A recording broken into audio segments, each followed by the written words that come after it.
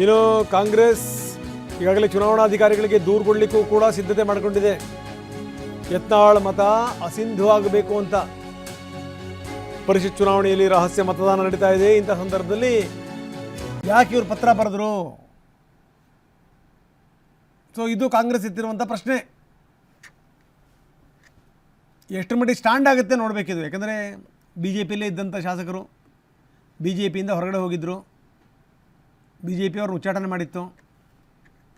ಅದಾದಮೇಲೂ ಕೂಡ B J P ನಾಯಕರ ನಿರಂತರ ಸಂಪರ್ಕದಲ್ಲಿದ್ದರು. ಮೊನ್ನೆ ಬಾಗಲಕೋಟೆನಲ್ಲಿ ಬಿ ಜೆ ಪಿ ಅಭ್ಯರ್ಥಿಯ ಪರವಾಗಿ ಇವರು ಮತಯಾಚನೆ ಮಾಡಿದರು.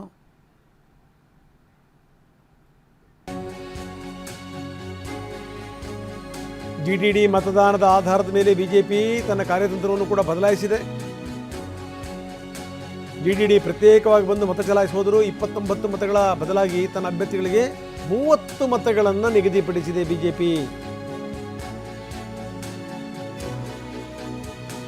ಒಂದು ವೇಳೆ G T D J D S ಶಾಸಕರ ಜೊತೆಗೆ ಬಂದು ಏನಾದರೂ ಅವ್ರು ಹಾಕಿದ್ದಿದ್ರೆ 29 ಮತಗಳನ್ನು ಮಾತ್ರ ಹಾಕಿಸ್ತಾ ಇದ್ರು. ಏನು ಮಾಡ್ತಾರೆ ಜಿ ಟಿ ಡಿ ಅನ್ನೋದ್ರ ಮೇಲೆ ಕಣ್ಣಿಟ್ಟಿತ್ತು ಬಿಜೆಪಿ. ಹಾಗಾಗಿ 30 ಮತಗಳನ್ನು ನಿಗದಿಗೊಳಿಸಲಾಗಿದೆ 29 ಮತಗಳ ಬದಲಾಗಿ. ಸೊ ಹೀಗೆ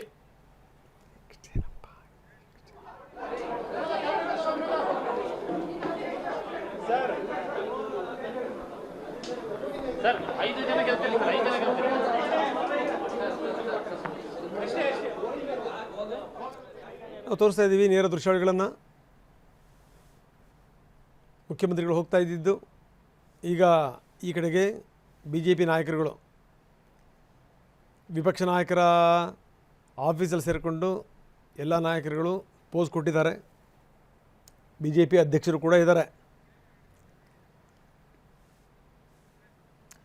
ಬನ್ನಿ, ನಮ್ಮ ಪ್ರತಿನಿಧಿ ಕಿರಣ್ ಈಗ ನಮ್ಮೊಂದಿಗೆ ನೇರ ಸಂಪರ್ಕದಲ್ಲಿದ್ದಾರೆ. ಕಿರಣ್, ನಾವು ನೋಡ್ತಾ ಇದ್ವಿ ಬಿ ಜೆ ಪಿ ಕಾರ್ಯತಂತ್ರ ಬದಲಾಗಿದೆ ಅನ್ನುವಂಥದ್ದು ಹೇಗಿದು ಅಂತೇಳಿ ಅಂತ. ಯಾಕಂದರೆ 29 ಮತಗಳ ಬದಲಾಗಿ ತನ್ನ ಅಭ್ಯರ್ಥಿಗೆ 30 ಮತಗಳನ್ನು ನಿಗದಿ ಮಾಡಿರುವಂಥದ್ದು. ಜಿ ಟಿ ದೇವೇಗೌಡರು ಯಾವ ಹೆಜ್ಜೆ ಇಡ್ತಾರೆ, ಏನು ಮಾಡ್ತಾರೆ ಅನ್ನೋದ್ರ ಬಗ್ಗೆ ಒಂದು ಕಣ್ಣು ಇಟ್ಟೇ ಇಟ್ಟಿತ್ತು. ಜೊತೆಗೇನು ಅಂದರೆ ಶಾಸಕರ ಜೊತೆ ಬಂದು ಮತ ಚಲಾಯಿಸಿದರೆ ಬೇರೆ ವಿಚಾರ, ಸಪ್ರೇಟಾಗಿ ಬಂದರು, ಮತ ಚಲಾಯಿಸಿದ್ರು, ಹೊರಟೋದ್ರು. ಹೀಗಾಗಿ ಅಂತಂದರೆ ಬಿ ಜೆ ಪಿ ಕಾರ್ಯತಂತ್ರ ಕೂಡ ಬದಲಾಯಿತು ಅಂತ. ಏನಿದು?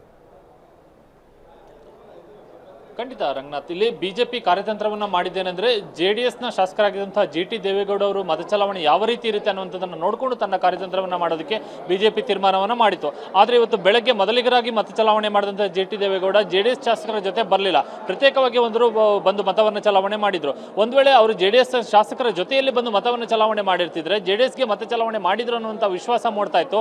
ಆದರೆ ಹಾಗೆ ಆಗಲಿಲ್ಲ. ಹಾಗಾಗಿ ಬಿಜೆಪಿ ಏನು ಮಾಡಿದೆ ಅಂದರೆ ತನ್ನ ಮತಗಳನ್ನು ಸುಭದ್ರ ಮಾಡಿಕೊಂಡು ತನ್ನ ಅಭ್ಯರ್ಥಿಗಳಿಗೆ ಬೀಳಬೇಕಾದಂಥ ಮತಗಳನ್ನು ಸುಭದ್ರ ಮಾಡಿಕೊಳ್ಳುವಂತಹ ಕಾರ್ಯತಂತ್ರವನ್ನು ಕೊನೆ ಕ್ಷಣದಲ್ಲಿ ಮಾಡಿತ್ತು. ಹೀಗಾಗಿ ನಿನ್ನೆ ರಾತ್ರಿ ಇವತ್ತು ಬೆಳಗಿನವರೆಗೂ ಕೂಡ ಬಿಜೆಪಿ ತನ್ನ ಇಬ್ಬರು ಅಭ್ಯರ್ಥಿಗಳಿಗೆ ತಲಾ 29 ಮತಗಳನ್ನು ಚಲಾವಣೆ ಮಾಡಿಸಬೇಕು ಅನ್ನುವಂಥ ನಿರ್ಧಾರವನ್ನು ಮಾಡಿತ್ತು. ಆದರೆ ಯಾವಾಗ ಜಿ ಟಿ ದೇವೇಗೌಡ ಪ್ರತ್ಯೇಕವಾಗಿ ಮತವನ್ನು ಚಲಾವಣೆ ಮಾಡಿದ್ರು, ಹಾಗಾಗಿ ತನ್ನ ಕಾರ್ಯತಂತ್ರವನ್ನು ಬದಲಾವಣೆ ಮಾಡಿ ತನ್ನ ಅಭ್ಯರ್ಥಿಗಳ ಸುರಕ್ಷತೆ ದೃಷ್ಟಿಯಿಂದ ತಲಾ 30 ಮತಗಳನ್ನು ಹಾಕಿಸುವಂಥ ತೀರ್ಮಾನವನ್ನು ಬಿಜೆಪಿ ಮಾಡಿತು. ಹಾಗಾಗಿ ಇಲ್ಲಿ ಜನಾರ್ದನ್ ರೆಡ್ಡಿ ಹಾಗೂ ಉಚ್ಚಾಟಿತ ಶಾಸಕ ಬಸನಗೌಡ ಪಾಟೀಲ್ ಯತ್ನಾಳ್ ಅವರ ಮತಗಳು ಕೂಡ ಒಳಗೊಂಡಂತಹ ರೀತಿಯಲ್ಲಿ ಇಲ್ಲಿ ಬಿಜೆಪಿ 30 ಮತಗಳನ್ನು ಇಬ್ಬರು ಅಭ್ಯರ್ಥಿಗಳಿಗೆ ಹಾಕಿಸುವಂಥ ಕೆಲಸವನ್ನು ಮಾಡಿಕೊಂಡಿದೆ. ಹೀಗಾಗಿ ಬಿಜೆಪಿ ಎಲ್ಲಾ ಶಾಸಕರುಗಳು ಈಗಾಗಲೇ ಮತವನ್ನು ಚಲಾವಣೆ ಮಾಡಿದ್ದಾರೆ. ಜನಾರ್ದನ್ ರೆಡ್ಡಿ ಹಾಗೂ ಯತ್ನಾಳ್ ಸೇರಿದಂತೆ ಎಲ್ಲರೂ ಕೂಡ ಮತವನ್ನು ಚಲಾವಣೆ ಮಾಡಿದ್ದಾರೆ. ಬಿಜೆಪಿಯ ಇಬ್ಬರು ಅಭ್ಯರ್ಥಿಗಳಿಗೆ 30 ಮತಗಳು ಸಿಕ್ಕಿವೆ.